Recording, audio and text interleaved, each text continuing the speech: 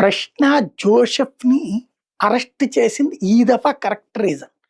ఇంతకుముందు ఎన్ని పవన్ కళ్యాణ్‌ని దూషించారన్నట్టు. పవన్ కళ్యాణ్ విమర్శిస్తే అరెస్ట్ చేయడం అంటే, పవన్ కళ్యాణ్ జగన్ విమర్శిస్తాడు, జగన్ పవన్ కళ్యాణ్ విమర్శిస్తాడు, చంద్రబాబు నాయుడు జగన్ విమర్శిస్తాడు. విమర్శకే కనుక తప్పైతే గనక ఈ దేశంలో ప్రజాస్వామ్యం చచ్చిపోతుంది. అందుకనే ఏ కోర్టు కూడా వాటిట్లల్లో ఒప్పుకోలేదు.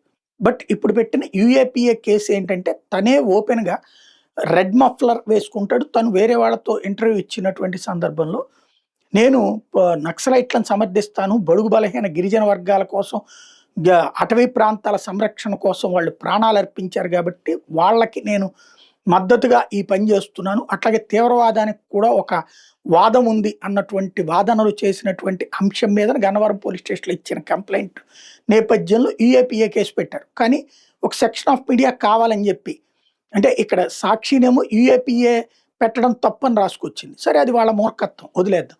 ఈనాడు జ్యోతినేమో పవన్‌ని విమర్శించినట్టు జ్యోతి రాసుకొచ్చింది. పవన్ విమర్శించినందుకు యూఏపీఏ కేసు ఎందుకు పెడతారు? అట్లాంటి తప్పుడు నేరేషన్‌తో ప్రజల్ని తప్పుదోవ పట్టిస్తున్నందుకు వీళ్ళ మీద కేసు పెట్టాలి లెక్క ప్రకారం అయితే. ఇది యూఏపీఏ కేసు పెట్టిన రీజన్ అది.